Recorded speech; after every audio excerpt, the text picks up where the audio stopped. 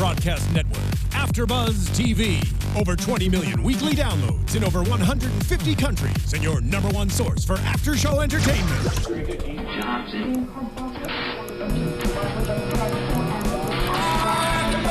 AFTERBUZZ TV, the destination for TV superfans. Producing aftershows for over 300 of your favorite TV shows, interviewing celebrities and showrunners, and bringing you behind-the-scenes exclusives. All thanks to E! Entertainment's Maria Menounos, producer Kevin Undergaro, and internet leader Akamai. Now, let the buzz begin! He did the mash. He did the monster mash. The monster mash. It was a graveyard smash. He did the mash. He did the mash. Oh man, this is exciting. Look at this, we're dancing, guys. Welcome back. I love it. Oh, we're still dancing. We're still dancing and singing. We missed you. This is how much we missed you guys. Yeah. We needed something happy. We needed to mash These it are up two really a dark little. episodes. You guys. It's almost Halloween. We're almost there. I know, right? Yeah, there, guys. Welcome We're back. getting This is the Fear the Walking Dead After Show on AfterBuzz TV. We are back in the brand new digs, the first Fear the Walking Dead Show in the new AfterBuzz TV studios. So this is very exciting. Yeah. You guys excited? I'm psyched. so pumped up to be here. Okay, if that was a 2, give me a 10. There we go. Oh my gosh. There you go. girls there. Not peeking the mics. Got this. There we go. So guys, we have 2 episodes to cover. We have the 4th episode of the season as well as the 5th episode of the season. I'm your host, Ben Bateman, joined today by my lovely panel of feedback on the mic, just now that I'm hearing. Hot mic, guys. By my lovely panel of co-hosts, we have Kristin, Hey guys, Kristin Carole. Nice to see you again. we have Megan, Megan Salinas. You guys can tweet at me at the Menguin. That's TheMenguin. Woo.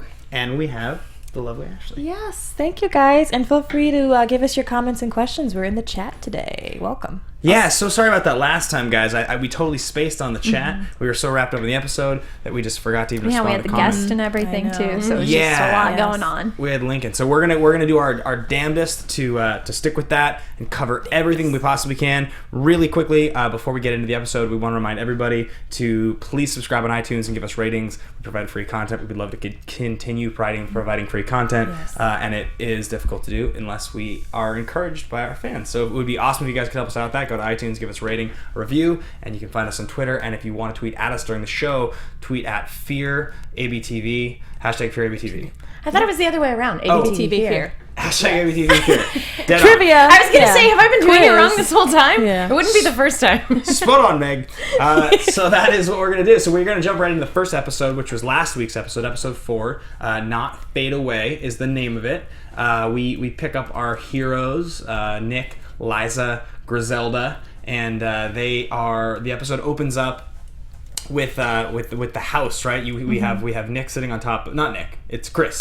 The other son, and he's sitting on top of a car, and he's seeing a light being reflected in the distance, and we think that there's something going on in this house. Yeah, we talked about like the significance of his video camera and how it's going to play a role. Like earlier on, a lot of people were saying, that was kind of interesting when we saw him during that riot, and then he's filming, and then here he is filming again, and he sees this light in a house across the way. So he goes and of course tells Travis, and Travis is like, "Oh, kids." It's today. immediately dismissed. Right.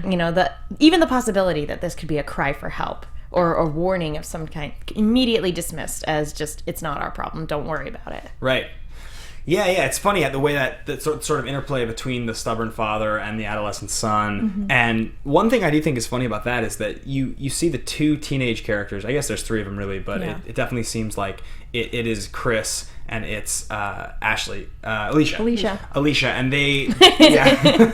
I'm in the show. Yay! See you guys next week. And it seems like they have these moments where they do something really kind of foolish, I guess. But and we as an audience kind of feel that way. But then you have to think, you're like, they're kids and they're supposed to act like kids, and kids do things that are kind of irrational and irresponsible. But I think it's funny that if I was a 16-year-old watching a 16-year-old character acting some of the ways they act, I would be like, oh, that's so dumb. How do they act so childish? Even though I probably acted the same way when I was 16. Yeah. So I think you have the same reaction to that kind of. But it's necessary because it's like that kind of love to hate kind of thing.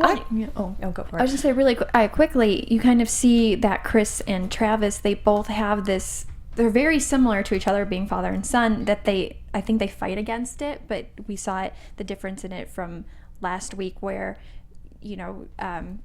Chris is trying to be more the responsible one, like, Dad, we need to go out and get this, and then we see in this episode 5, not to jump too far ahead, that he's the one being completely irrational with Alicia, just kind of going crazy. So it's interesting to see that dynamic, and Travis tries to keep it together, but then he kind of loses his cool very easily as well. And to be honest, I was a little disappointed about that dynamic because it seems a little cliche to me. You know, it's like, come on, son, I don't have time for this. It's like, well, what else are you doing? Really? You know, like you have this entire army here. They're handling things. Okay, you're an English lit teacher. Like, relax. You know, like you can take a second to really pay attention to what your son is saying, because as he found out at the end of the episode, it actually was a serious situation that if he had just taken the time to listen. And I feel like at this time, this is not a time for you to be just kind of scattering about trying to just do other meaningless things. This is a time to really band your family together, figure out what the heck is going on and how to get everybody out of it. So for me, that was I kind of chalked that up as that was a very kind of cliche Hollywood move, you know, for writing's sake. I mean, not to bash it like that, but yeah, I just didn't agree with that whole encounter that they had. I felt like he should have listened to him a little bit more. To his credit, and granted, I don't want to give too much credit because I agree it shouldn't have been dismissed. That's something to be investigated. But to his credit, both he and Madison are trying to act like everything is normal. Like at the beginning of the episode, he's going on a jog. Right. Yeah. Who goes on a jog in the zombie apocalypse? So he's going on, and he's listening to Perfect Day, which is a great song, by the way. And then, again, to his credit, he's also the unofficial liaison between what's left of their community and the military. Right. He's been the guy that the head of the military has been going to, and he's the only one that even has like a kind of chance. Like the guy calls him Mr. Mayor. Right. Even though he has absolutely no authority. He's a teacher. At least he's not called governor. Give it time. Who knows? He might pick the name for himself. I always thought mayor was a good title. Yeah. So we pick up there, and then we open up, and now we've got all like the military. We've got military presence in their little their cul-de-sac, so to speak, right? Their little town, I guess it is. 11 families, or there's more people, but there's not a ton of people. And it starts out, and this is that situation we all find ourselves in as viewers of the show, where we obviously know so much more than the characters in the show know about their own situation. I mean, ultimately, everybody we meet that isn't, you know, like a person trying to survive, essentially, and every single like cardboard character of authority, we're just waiting for them to die. I mean, because basically, I mean, you may find that one or two of them ends up in the group, but for the most part, they're just fodder, which is a weird place to be when you're watching a show, because it's almost like you're watching a slasher movie. Yeah. You're kind of like, which two characters are going to survive out of all of you? We have the main people, and then everyone else, you're just scenery to be, you know, as we see in the 5th episode, which we'll get to in a minute. So I thought it was interesting with the military in there. We saw Ophelia, you know, make a connection with Andrew Adams, Corporal, and how that played out, because we learned at the very beginning from Chris that it's only 9 days later, so that relationship went really fast, or maybe they were together before that. But I thought that was kind of an interest. It was a little cliche as well. I mean, I think that like, oh, now it's a different love dynamic, but I also thought it was also interesting to see like how that would affect, and as we saw in episode 5, how much it did. But when we first saw them together, it's like, it's actually really nice. They have like, she has almost a connection then to the army, and hopefully that helps them. Well, I figured that she was only doing that specifically to get medicine for her mom. I thought too. She thought she was using him. Yeah, totally. I did 100%. Because the fake laughter she's giving when she meets him, and there's the great exchange in the eyesight between Alicia and Ophelia, and it's like Alicia's looking at her, and I think she's sort of like, yeah, I know I'm capable of doing that too because I'm a woman. And he's a man, but you're older and you should know better, but you're doing it anyway. And she kind of gives her this like cock to the head look. Like, really? Yeah.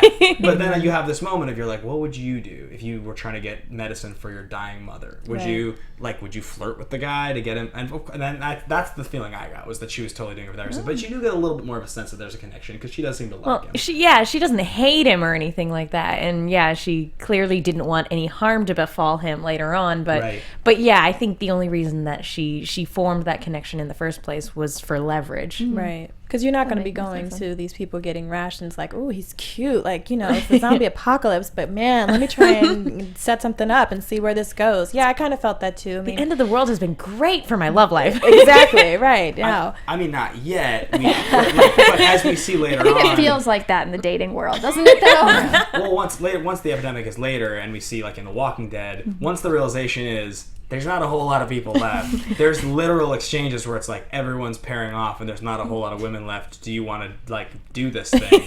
So it's much more like upfront later on. But I think right now we're still under the guise of, there's actually some semblance of order. So we should talk about there's two different things that happen next.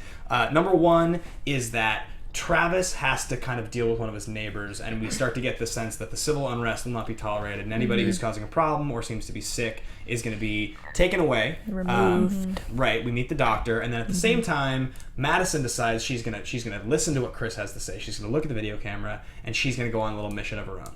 So let's talk really quickly first about what happens here when we realize that people are being whisked away for just having a problem, for maybe having a fever, and like, what do we think about that? I mean, how that all exchange happened.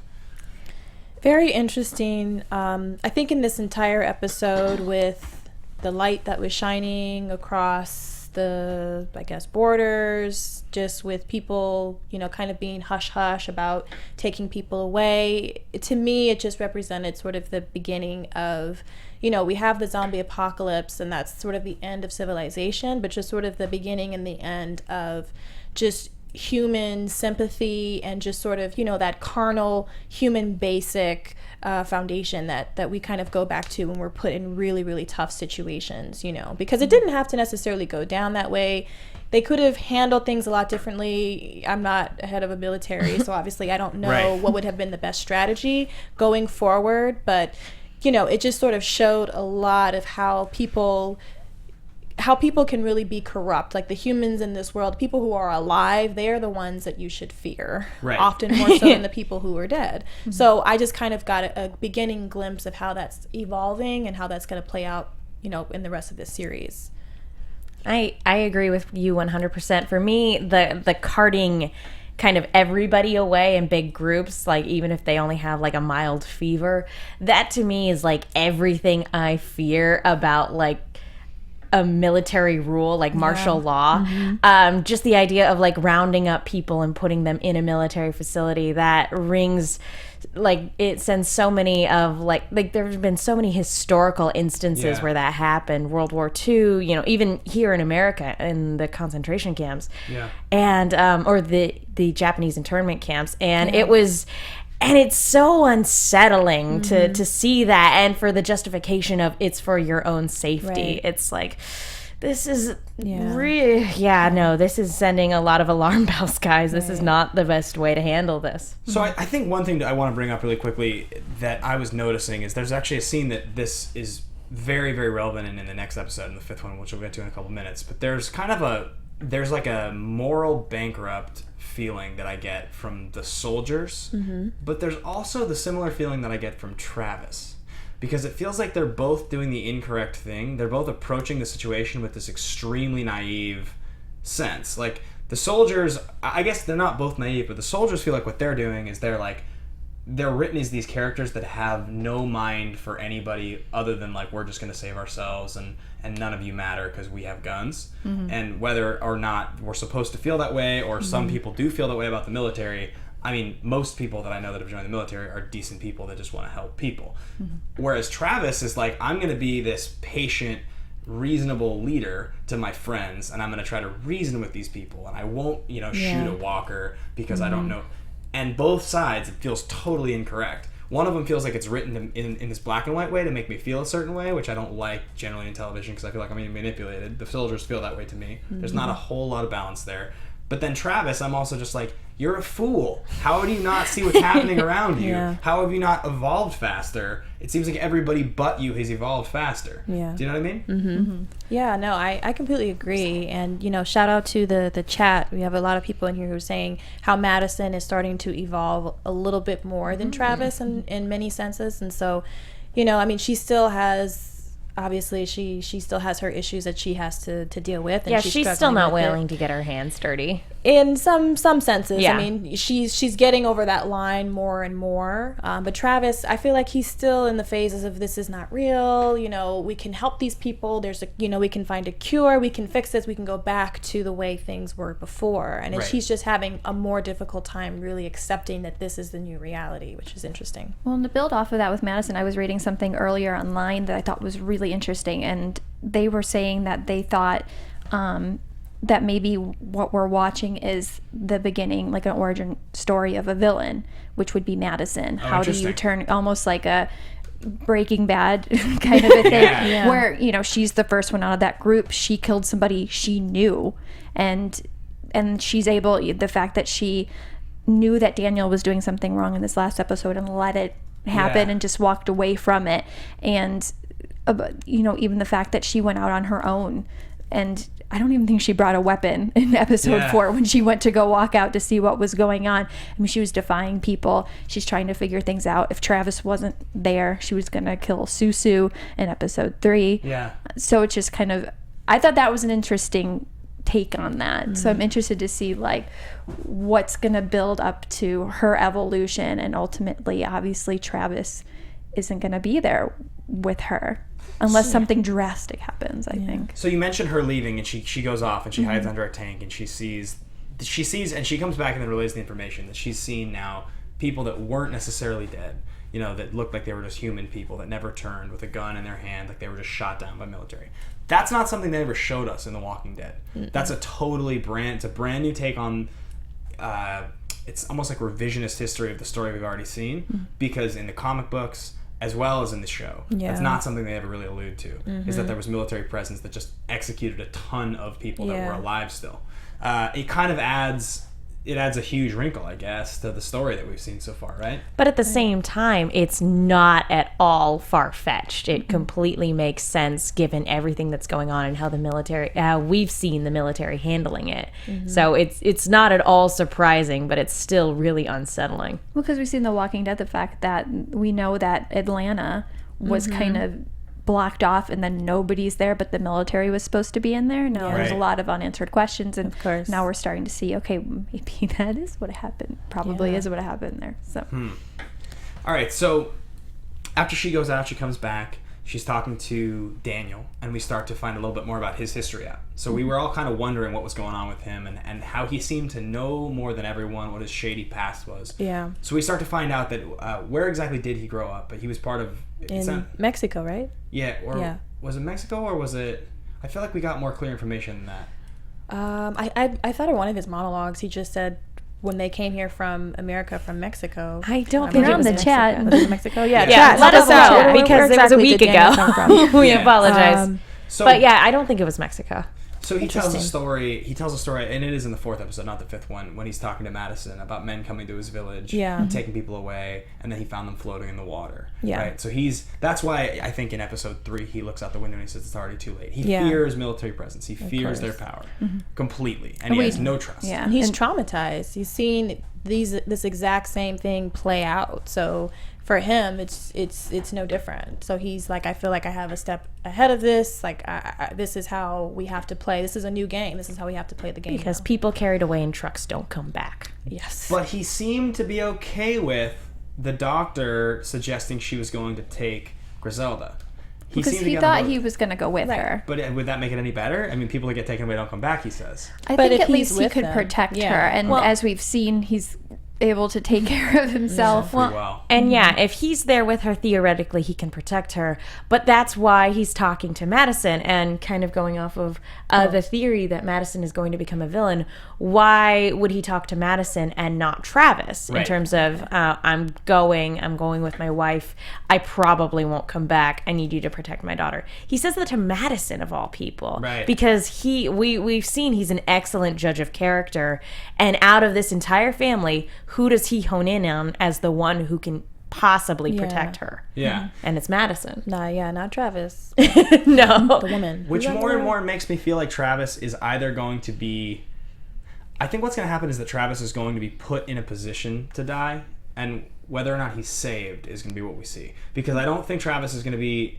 Inevitably, the way he acts in this show so far, he is either going to have to adapt drastically, very quickly, which I don't necessarily see happening that fast. So I think he's going to be in a position where he's going to die, or somebody's going to have to save him, and he's going to sort of learn his lesson. That will be the big step for him to evolve, because it doesn't feel like the way they're writing his character can survive in ultimately where we know this world's going to go. But they're creating stepping stones for that to happen. Yeah. You know, we specifically saw in episode 5 a way in which that was the beginning of that process happening. So I feel like it will happen, you know, whether or not it's through that example of him sort of being tested and either him possibly getting killed or, you know, him having to save somebody else and really sort of step up to the plate. But yeah, I think that he has a lot of evolving and a lot of growing to do. And for him to sort of be, you know, the patriarchal character of this show, it feels like Madison in a lot of ways is the one who, you know, a lot of people are going to for support, for help, to just have conversations and just to open up about everything that's going on. They're kind of looking to her as sort of an unofficial leader. So it's really interesting, and I wonder if that dynamic is going to shift a little bit and play off of each other, and how he's going to handle that, you know, now that that's happening. And we saw them both, you know, we saw Madison when she saw the guy who was obviously shot and not a walker at this point, and how she reacted. And even though it stunned her, she didn't sit there. She was able to get home. She didn't cry or anything like that. But we saw Travis when he went up to the roof at the end, and he saw all the gunshots at that house that Chris had talked about, and he just sits there and starts crying. Yeah. And it's just, he's not prepared for it. Yeah. Has Madison cried yet? She did after she killed Artie. The principal, Okay. Oh, but like apart from that, we haven't seen her cry. She cried in the house when she got home that night when she realized that everything was just kind of going to hell. I remember that she goes in the next room because she doesn't want to tell Alicia what's going on yet. That's true. So I do want to touch on something because we need to get into the next episode. I did find out Daniel's from El Salvador. Yeah. Thank you, chat. Thank you, chat, again. So the last thing we haven't talked about in this episode, which is a very important detail, and this actually winds in what you're saying about Madison, because I think it's kind of related. So Nick is lying to everybody and telling them that he's kicked, and it's another one of these things where it feels as you're watching it, like this is painfully obvious. How is nobody noticing that he's just not vomiting? It's dumb. That's not how it works. So we all, like, he kills the guy, the old man who was on methadone or on the morphine, and he, you know, injects himself, and he's still fixing. And when Madison finds him after the man's been escorted away and starts slapping him and hitting him, and he gets all shaken and rattled, the first question I have is, do we think that she knows in that moment that he killed the old man? Yeah. We definitely, that's why she's so upset? That's what I thought, because we saw his reaction, because they were all together when it was announced, like he didn't do well and he was being taken away and all this kind of stuff, and his face with that, and you know, because she says you didn't know or something of that range when she's slapping him. So it definitely referred to the fact that when he was taken away and not doing as well, that he was in there doing something to his medication. I'm not for child smacking, but I was so glad somebody smacked that kid. No, the second we see him in that man's room and the man is having trouble breathing before it finishes panning down, prior to this, I felt so sorry for Nick, because when all of this was starting, he was the only one that knew what was happening, but no one was going to listen to him because he was a druggie. And I know he's an addict. I totally get that you get desperate and you will do anything you can to get that fix. But like when I saw that, I was like, I don't feel sorry for you anymore. I cease having empathy for you right now. I'm not Team Nick at all right now, because I don't know. I guess, yes, addict is a part of it, but I almost get a selfish brat kind of sense. Totally. You know, there's a sense of entitlement that he has even now, you know, and I know that a part of that is just his fixation on drugs and what that does to you, but like just him being in the pool and just like all these different scenes of him just sort of just, you know, doing whatever he wants or whatever he feels will serve him at the time. And it's not a whole lot of him checking in on anybody else. Like the sister has done really, really well with checking in on him, you know, sort of stepping in when Madison isn't able to or just doesn't want to, you know, and sort of being that one to just make sure that he's okay and that he's doing all right. He doesn't do that for anybody. He doesn't do that for Madison. He doesn't really do that for the sister. So I get a really selfish, you know, self-entitled just sense from him, and I don't like that. I hope that changes and that he does eventually evolves to be the leader that I think we all hope that he can be. Or on the flip side, in relation to Madison's character, is she becoming stronger because she's been slowly but surely watching somebody that she loves die. And like in terms of like she's just having to let him go one step, and she's been sort of letting him go for a while, but I think maybe in this situation, in these stakes, that maybe that's going to be the thing that sends her over the edge. Is I've already let my son go. He didn't even die in front of me. I had to just actually go through the process of just writing him off. And so maybe that's going to be a big like turning point for her character. I think that's interesting. So the episode ends. The soldiers come in. They take Nick. They take Griselda. And then Liza gets on the truck and runs away with them because she's convinced that she should be a doctor and she should help. I think she was actually going so she knew what was going to happen to Nick. I think if it was just Griselda going, I don't think she necessarily would have gone.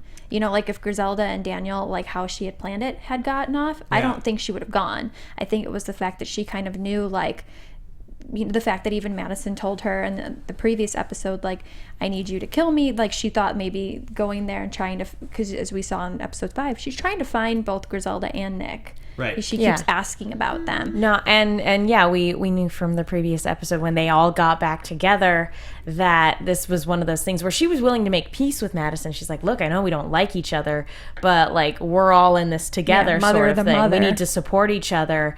And so, like, seeing Nick get taken away, she's like, okay, this is how I can assist. Right.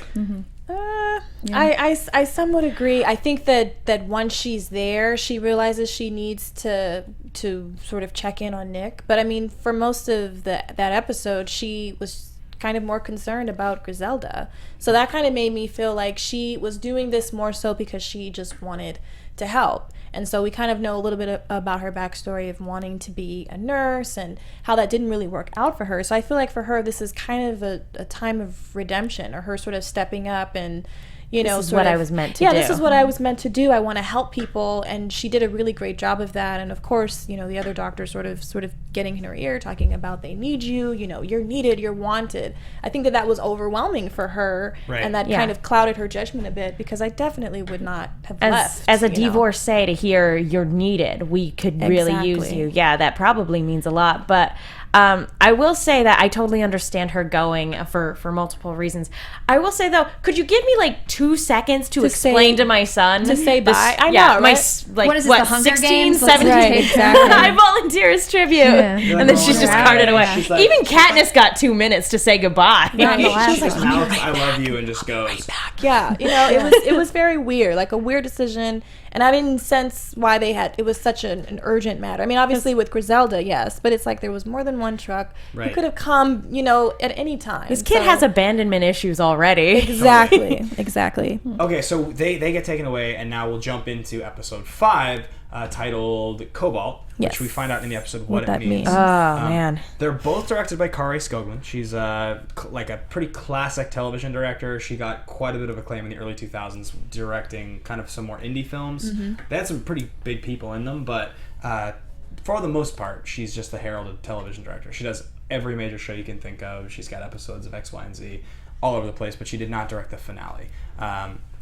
So this was sort of like her little project. Her two-parter, yeah. Which you could see because they connect quite a bit. Yeah, they did. Definitely had a really good flow to each other. Absolutely. So this one opens up with kind of a pull the rug moment. We have a character who I don't think we know his name yet. Well, it was listed on IMDb as Strand. Okay. Strand. And he's sort of negotiating. He seems like he's some sort of negotiator, salesman, smooth talker. Yeah, probably a con man. Con man. He seems to kind of have the inside track with the guards a little bit, and he's talking to the upset neighbor of Travis, who the guy who wouldn't be scanned, who got taken away. Douglas. And makes, like, it's just, the whole scene's very weird. Yeah, I like the monologue. It's unsettling. It's really seedy. Creepy. It was out of out of character for the show. Yeah. To have somebody like that.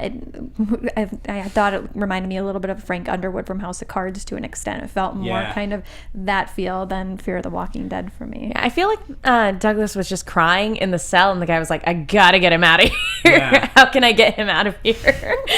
It's one of those pieces of writing where you're watching it and you're like, this is interesting. This takes me out of the norm. And if you were reading it as a script, I think it would stand out even more. But I actually think if you're reading it as a script, you would be like, this is so interesting and great. And then in the show, you're like, this is cool. It doesn't necessarily fit, but I'm on board. We'll see how this goes. Yeah. How cool was his voice, though? I know, right? Yeah. He reminded me of the, the Allstate guy who was like the really, really cool. And he kind of had that swagger about him, too. Like, I was expecting his monologue to end with, "Are you in good hands?" You know? Dennis Haysbert, one of the classic Exactly. voices. He could say that to Nick. Right. Are you in good hands? Yeah, who are you? Yeah, and then are you in good hands? But yeah, it was like you said, Kristin, it was a very weird scene to have, especially at the top of an episode, and then from us coming from Nick and Griselda being taken away. And then I thought that he possibly worked for the military, and I was like, well, what's the military doing with this, smooth talker guy? Is he an evaluator? Like, what's going on? And then, it makes more sense now that we have more of a backstory now with it. But yeah, it was a little interesting to watch at the beginning. We were all like, who is because I guess he figured he couldn't get anything from Douglas. Right. Yeah. And so he's testing people, exactly. So yeah. he's like, I can't get anything out of this guy. He's no good to me. He puts like sort of valuations on the people, right? Because he's talking about his wife's body, and he's talking. It seems something about Nick is sticking out to him as being worth something. Yeah. So let's actually cover his whole character and the scenes with him, because I feel like there's no reason to jump away and then back to it. Yeah. Nothing about their situation changes based on the rest of it. So when we come back to them, now he's met Nick and he's talking to Nick, and we see an exchange when the soldiers try to take Nick out of the cell because his temperature's higher, which we know is because he is going through withdrawals. So he gives him, like, the guy's got a watch, and Strand makes a comment about, our transaction went well. So he's clearly given him his watch. And then I think he gives him a cufflink. Yeah. 2 cufflinks, yeah. And he insists on 2. Did you guys have a problem at all with the idea that a soldier would say, okay, if he has a higher temperature, we're taking him out of here because we think he's getting sick and turning. But With if you him give leaving me it, this yeah. jewelry in this irrational moment where, like, it doesn't seem like belongings and jewelry seems to matter at all, I'll just let a sick person stay in your cell with you and risk the idea of everyone here dying. I would had Cobalt not been a thing, because even though we don't find out what Cobalt is until the end of the episode, all of the soldiers know what the code name means and can probably see the writing on the wall that it's going to happen soon. Yeah. Right. So who cares? Right. Well, and even without Cobalt, just the fact that the whole world is going into an apocalypse, I think he probably figures we're in the military anyways, like, we're going to be saved probably more than these people, and might as well have some nice things. I think just some people get, and it's also an ego. Yeah, it's a power trip thing. Right. Because, and they mentioned that morale is low, and we forget that these, we get a little bit of in the battle scene that we get, but these are the soldiers that are constantly fighting the walkers that are out and about right now, and they don't know how to combat them because they keep having substantial losses. And so they're not sleeping, they're losing way more men than they should be in this fight, and they're morally, more like, how do you explain to yourself that you are fighting the living dead? Right. Like, what does that do? And they were also explaining that a lot of them are young and just want to go home. Yeah. So it's like, how do you rationalize that to yourself? And if the way you rationalize it is it's the end of the world, your moral compass tends to shift a little bit. Yeah. Absolutely. Which just goes back to, how people are starting to be morally corrupted in this show, because to me, it's like, there's still no excuse. It's like, all these people here essentially going to die one way or another. So it brought to mind for me, it's like, why is this guy Strand even here? How are they deciding outside of if you have a fever, if you seem ill? Because a lot of them didn't seem to be ill at all. So it's like, how are we deciding who is going to be put in here, who's going to be put down, essentially? And then, okay, yeah, I'm willing to risk everybody in this entire camp to, be turned and to get killed for cufflinks, which you're an army outfit. It's like, how attractive is an army outfit with cufflinks? I don't know. You need a fancy suit. Right, exactly. So to me, it's just that when he dies, we know who he is because he has cufflinks. that was the Solid purpose. Status. He'll get a real nice burial for those cufflinks for sure. But yeah, it just seemed really weird to me that they knew all of this information, but that still it wasn't enough for them to take a step back and think, okay, wait, these are people, these are human beings. Like, let's go about this in a different way. Let's actually try as best as we can to sort of help people. But no, cufflinks are more important than helping people. So do we think a couple things? One, I do think we should talk about Travis and the little mission he goes on, because that's a pretty cool part of the episode. But the question I have is, we talk about if they all know about Cobalt, if we assume all the soldiers know about Cobalt, is the movement of the people and the doctors and the saving, the surgeries and all that they're doing, is that like a product of a former infrastructure that they thought was going to be in place that they're just continuing on with until they just don't? I think so. Okay. I think Cobalt is the last resort because it's a retreat. Yeah. And the way it was talked about was the humane extermination of all the civilians there. So I imagine that nobody would resort to that unless it was the absolute last resort. So until then, go about everything as normal. Well, if you noticed too, most of the people that Liza was being asked to work on were military people that were hurt. Right. So anytime she tried to find Griselda or somebody else, she wasn't being allowed to. It was kind of like, no, we have people for you. And most of the ones that she had were military people. Yeah. So I wonder if it's also just trying to get save as many of their guys to help Cobalt happen more, more easily. All right, so we have just about 10 minutes or a little less left, and we have a couple things, unfortunately, we have to try to cover quickly. So I think what we should do is we should take the last sort of 3 bits of the show that we saw in this episode. We should just kind of quickly sound off on each one of them so we can try to make sure we cover as much as we can for everybody. So why don't we start with Travis strikes a deal after sort of threatening a mutiny with Moyers, right? Which is and he gets in the car with them. Yeah. He's gone. Travis struggles to kill a walker at long distance with a mounted monopod or whatever he said. The mics that we use. And then they go in to save some soldiers. Moyers is gone. They get assaulted, and the soldiers take off and leave Travis. That whole exchange. Yeah. Quick, what's your elevator pitch on that? What do you think? I think, I'll just do the one point we talked about when we were watching. For him to not shoot the walker, or at least pretend to shoot, not pretend to shoot, but actually shoot, but actually miss. Be like, hey guys, it actually was a bad shot. I think it would have helped to at least kind of build his character a little bit more. Instead, he does come off like he's not going to survive.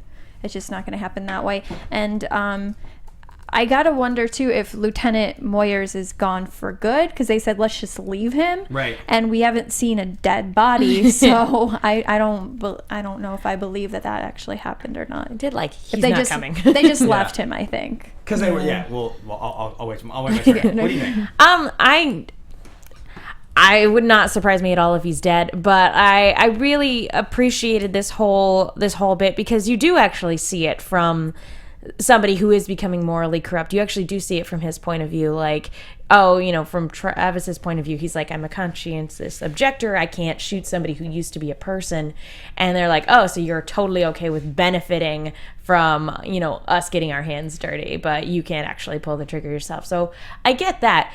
But this guy's swagger, oh man, he drives me crazy. Because on the one hand, he's kind of charismatic and he's kind of funny, and you can tell he's using humor as a way to cope. Yeah. But at the same time, it's man, this should not be the guy with all the guns. So on the one hand, he probably got his comeuppance. On the other hand, now that he's gone, it seems like a lot of the soldiers are like, peace, I'm out. I'm going to San Diego to go be with my family. Yeah. Or the pieces of them that are still whatever's left of them. They have to at least try. What do you think, Ash? Yeah, just to keep it really short and sweet, what we've kind of been echoing throughout this show is just that this was a really clever way for them to sort of put Travis take away his choice of having to deal with this and to really put him in the fire of, okay, you're going to be faced with this. In some point of this show, you're going to have to make the decision to kill this person, even though you think that they're still human, even though you think it's murder, you're going to have to do it. So either you're going to step up and be a man, or you're not. You're going to cop out and people are going to die. So it was just a great introduction to that, and I'm sure we'll see more of that. My 2 thoughts on this were, this was the scene that I was talking about earlier where I really felt Travis's approach was so naive and it was so short-sighted, but they felt like these very cardboard, morally bankrupt characters in a lot of ways, and I didn't really think that either the writing of their characters was fair necessarily, and I felt like the writing of his character, he was sort of underwritten in that scene as being dumber as a character than I actually think he is. I didn't really like either of those things about it, but it was interesting hearing him with the radio. The second thing, one thing I've noticed about this show, if you guys ever watch a war movie, say Lone Survivor, or I just saw Everest last night, there's this sense in these movies and these things where you get out of an incredibly traumatic situation that's life or death, You escape with your life, and you immediately double back to try to save the people that you left behind in the situation you barely escaped with your life in, which never makes any sense to me. It's like, we got to the bottom of the mountain, we're going back up top to try to get him, even though we've been shot 6 times. Yeah. Like, he's dead. Get out. You're gonna die. In this show, they don't do that very often. Sometimes they do, but often, like, these soldiers are like, he's gone. We're leaving.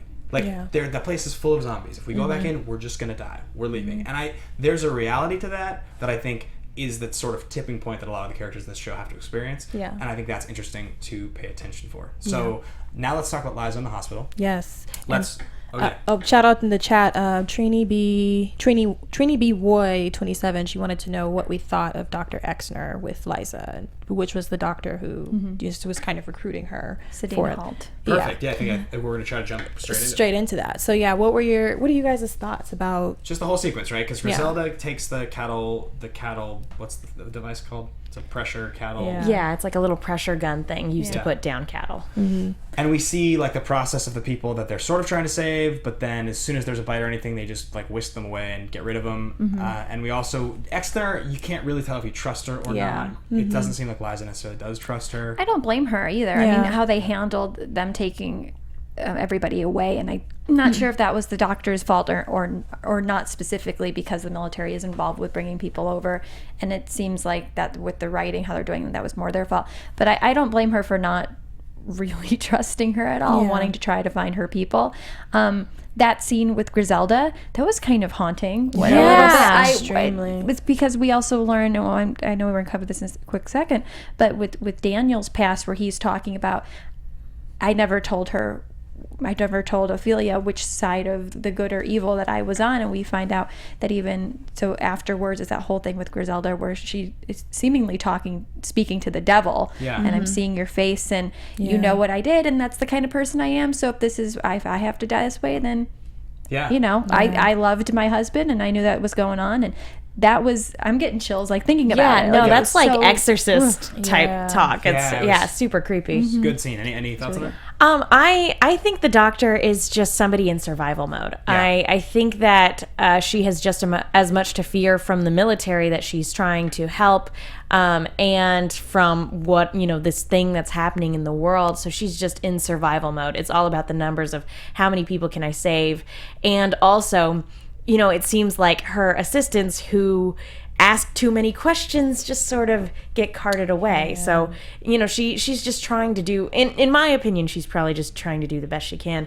I agree with you. That scene with Griselda where she passed away and then had to be put down, it was very haunting. It was very chilling. Yeah, I mean, it seemed a little bit poetic almost. I was trying to figure out if she was quoting something, if those were her words, or if she was actually like sort of reading a poem or something. It was really eerie, really creepy, and I thought that she was like almost dead saying those words. It was a great scene though, because we didn't really get to know Griselda a whole lot, and so a lot of people were saying that her death wasn't too much of a shocker for anybody because we didn't have that much of a connection with her. But I think it just sort of shows, for us, a little bit of backstory about with Daniel and Ophelia and their whole story, and how that may possibly play into it. As far as Dr. Exner goes, I think that there's a lot more that she knows that she's not telling, and I don't understand for what reason, because it seems like she also has a really great connection with Liza. So I feel like she could open up a little bit more. I mean, maybe she's just, again, fearful about how that information will sort of play out. But I mean, overall, it was really interesting with Liza killing Griselda. It paralleled for me a lot with Madison having to kill the professor. I mean, not the professor, oh my gosh, which show am I on? Principal. The principal. So yeah, it was a great, I guess, distinction. But even though these are women who seem to be very far apart from each other, they're actually a lot closer than they think. Absolutely. I think you guys covered it pretty well. I mean, I was just going to say the one thing is it does seem like there's a transition that a lot of these characters are facing where they watch someone that they have learned to care about or already do care about die, and that's a transition moment. So maybe in her case, that's going to be very important. There's two last bits I want to cover. The first one is the more important one. So if we don't get to Chris and Alicia breaking plates and having a weird like sexual moment, because that will come back up. Awkward tension, and I'm sure that will be revisited later in a more relevant way. Yeah. But it did feel just for a second like we had like the OC or some show like Gossip Girl just like jumping into this show, which honestly I'm kind of a sucker for those shows. So it's a little hard. You wanted to see more of that scene. Yeah. But you're like, now kiss. Predictions. The more important scene is the torturing of Ophelia's soldier boyfriend, and the information that we find out about both Daniel's past as well as what Cobalt is. So we are like just running out of time. So again, we'll try to give our thoughts on this. And guys, I'm so sorry we're running short on time. It's just 2 episodes in one. We're trying to get through everything. So let's go out of order this time so we don't just go down the line. Why don't we start with you? Oh, what I think this. It was very reminiscent of a movie called Pan's Labyrinth. Yeah. Only the guy who is about to commit torture was not at all enjoying it, and I think there's a lot of humanity there, and but like that's what makes it all the more unsettling. Yeah, it would be one thing if Daniel was just this mustache twirly villain like the governor who was just totally content with doing whatever he needed to do, but the fact that he suffers while doing this, that he still has a lot of humanity and he still cares so much about his family. It's still like, it wasn't what, like, I thought he was in the wrong for doing this, but at the same time they found out important information. They found out essentially that if he hadn't done that, they were all going to be dead in the morning. Yeah, I think I'll jump on that. And what I thought about that was, I love the line where he said, I told her stories when she was a child, and I just never told her which man I was, which is interesting. That's sort of his nod to like, this is what's necessary for survival, and we're going to do what we have to do. And sometimes you have to be the good guy, and sometimes you have to be the bad guy. But ultimately, he's not family. Yeah. He's collateral damage. So we need to survive. And I liked that they had Travis come in and immediately do the moral, what are you doing? Yeah, But then he immediately backed off, and he's like, oh, we're all going to die. Okay, you were right. Because they were planning on murdering us tomorrow. Right. Well, yeah, and like you said at the beginning, I felt bad because I actually did think, maybe I'm naive, but I thought Adams was kind of telling the truth, because obviously he did have feelings for Ophelia, and he was like, I don't know what Cobalt is. And I'm like, maybe he doesn't. And then, of course, at the end, we find out that he does after his torture, which kind of sucks. Time to save Ophelia. He stood up to his SO in order to walk her home because he cares about her. But yeah, you're absolutely a lot of good that did. He was still content to leave her. Yeah. I personally kind of took it as Daniel taking it a little bit to the extreme, only because he had been traumatized from what happened to him when he was in El Salvador.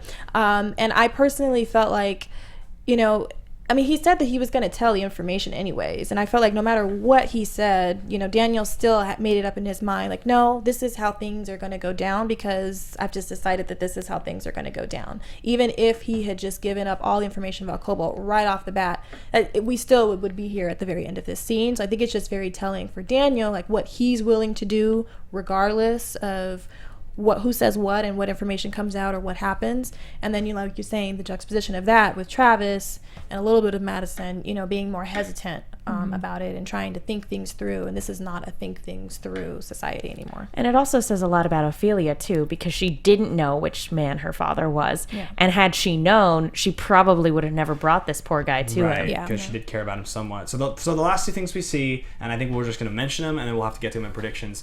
One, I think Chris and Alicia will get to next week, because I have a feeling we're going to see more of that. I hope not. Is that the only one that was like, this is weird? I was okay with it. The other thing, is that Daniel finds out that there's a stadium full of walkers that is nearby. I'm not exactly sure how nearby it is, but it seems like he's going to try to open that in a way to like free them or do something like that. So let's get into our AfterBuzz TV predictions, and we can talk about what we think. We did the mash. Your AfterBuzz TV Monster mash. predictions. It's a great smash. I'm going to go first. Yes, do it.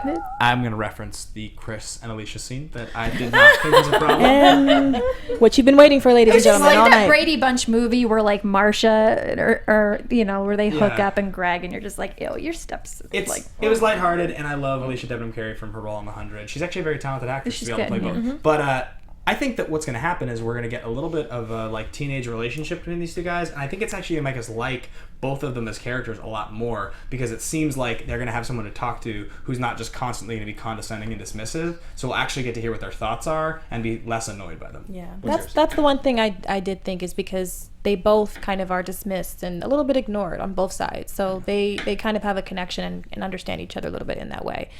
I'm hoping that Daniel doesn't open that door. That could be very, very catastrophic for the entire show.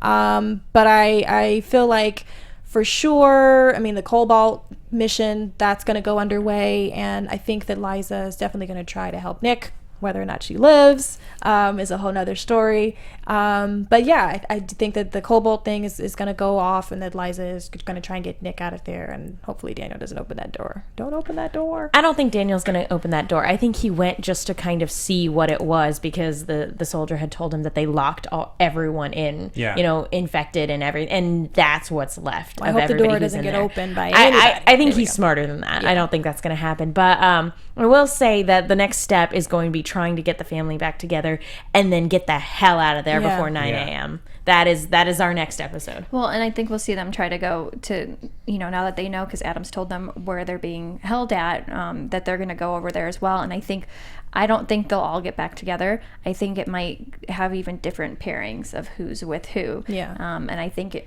I feel like we almost have to see Madison and Liza have it out, because she had her line about it was her. It was her. Yeah. I think those are pretty solid, and we will be here next week to go over that stuff with you guys. So thank you for coming back and watching us. And thank you, chat. Shout out to the chat too. You guys were great. Guys, where can they find you? You can find me on Twitter and Instagram. Both are Kristin Carole 13. You guys can follow me on Twitter at @TheMenguin. That's TheMenguin. Also on a bunch of shows here at AfterBuzz, and be sure to tune in to the Movie Chick news show on Tuesday.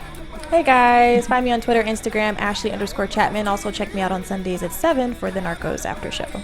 Guys, my name is Ben Bateman. You can find me at Ben Bateman Media on Twitter and Instagram. Remember to come back next week for the finale, and following that, Walking Dead returns at the same time, same place, here at AfterBuzz TV. So October 11th. Yeah, get pumped. We'll see you guys next week. Bye. From executive producers Maria Menounos, Kevin Undergaro, Phil Svitek, and the entire AfterBuzz TV staff, we would like to thank you for listening to the AfterBuzz TV network. To watch or listen to other after shows and post comments or questions, be sure to visit AfterBuzzTV.com. I'm Sir Richard Wentworth, and this has been a presentation of AfterBuzz TV. Buzz you later. The views expressed herein are those of the hosts only and do not necessarily reflect the views of AfterBuzz TV or its owners or principals.